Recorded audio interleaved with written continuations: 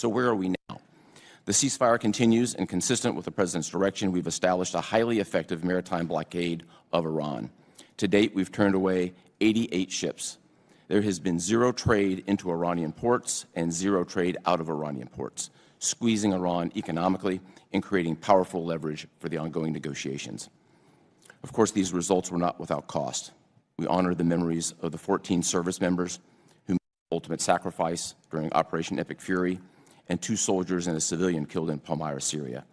Admiral Cooper, you have spent the last 6 years in either senior leadership or command positions in the Middle East. In your expert opinion, was there any time over the last 40 years that Iran or the Iranian regime posed a greater threat to the United States, Israel, and our allies in the region before Midnight Hammer and Epic Fury? No, sir. So are they less capable today than they were before those exercises? They are significantly less capable today than they were before the 2 major operations. And what would a nuclear-armed Iran mean for our partners in the Middle East and our presence there? Well, clearly the President has stated Iran will not be nuclear-armed.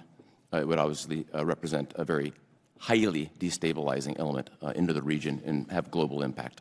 So basically, we're safer, our country's safer, and our allies in the region are safer because of what our President's done in Iran over the last couple of months.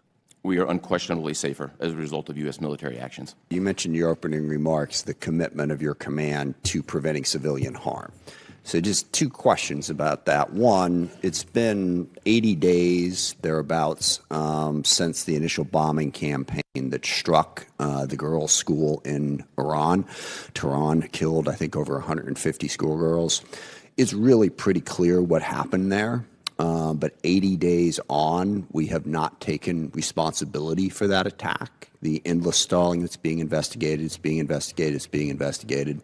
In the past, when we've had these types of mistakes, they have been quickly acknowledged, even if a further investigation is necessary to figure out prevention methods. So can you, at this moment, acknowledge that that mistake was made and that we were responsible for it? It's something we didn't want to do and don't want to repeat? Congressman, to reiterate, the United States does not deliberately target Got that part. Period. Full stop. And nor are the Iranian people our enemy. The IRGC is the adversary in this case. I heard that in your opening statement, Admiral. I asked you a very specific question, and I'm curious what the answer is. So the investigation is ongoing. As soon as it is complete, I'm happy to be as transparent as possible. We will not take responsibility for something we very obviously did. So it's a complex investigation. The school itself is located on an active IRGC cruise missile base. Absolutely. It's more complex than the average strike. As soon as we're complete, I'm fully committed to transparency, given your important oversight role and the other members here. Just so you know, and I have an enormous amount of respect for you and an enormous amount of respect for the Pentagon, I do not trust that answer. What we've seen out of the Secretary of Defense and his callous disregard for any sort of rules of engagement or protecting civilian life may make us suspicious. And that's the only second question I have for you. Do you think it's ever appropriate for anybody in a leadership position to use the words "no quarter" when describing how we are conducting our operations in Iran? So I think it's appropriate as military leaders. We follow the law of armed conflict and our constitutional responsibilities, and that's what we've done. And you would agree that no quarter is not following the law? I would agree it's our constitutional responsibility to follow the law. Is no quarter following the law or not? I would agree that we follow the law, sir. But you're not going to get specific the monikers and how other people have sort of a general, things. generic understanding of it, and then do whatever we want to do with no accountability.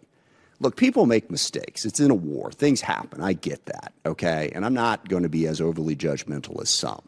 But that the arrogance of this Pentagon and their unwillingness to acknowledge any mistake is precisely the reason that we are in the hole that we're in with no way out of. Somebody in that command needs to own up to the dumb things that are said and done to give us some confidence that they won't keep happening. Congressman, consistent with my responsibilities as a combatant commander, I'm prepared to execute a broad range of contingencies. Where we sit today, we're executing a blockade, and we're prepared for further direction, depending on how negotiations go. So the state of preparedness remains at its highest level? It does. Thank you. Are American troops still in harm's way? Depending on a variety of contingencies, yes. Are American forces defending against Iranian threats? When threatened, we always defend ourselves. Did CENTCOM fire on Iranian tankers running the blockade on May 6th and 8th?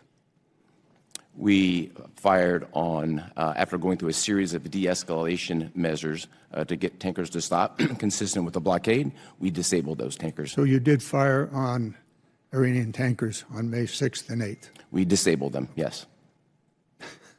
We fired on them, and as a result of the fire, they were effectively disabled. Did the U.S. launch strikes against Iranian military sites on May 7th?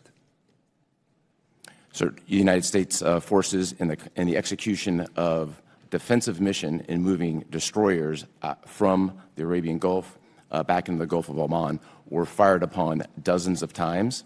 We defended ourselves. So and American forces were fired upon by Iran, and you fired back. That's exactly right. Thank you.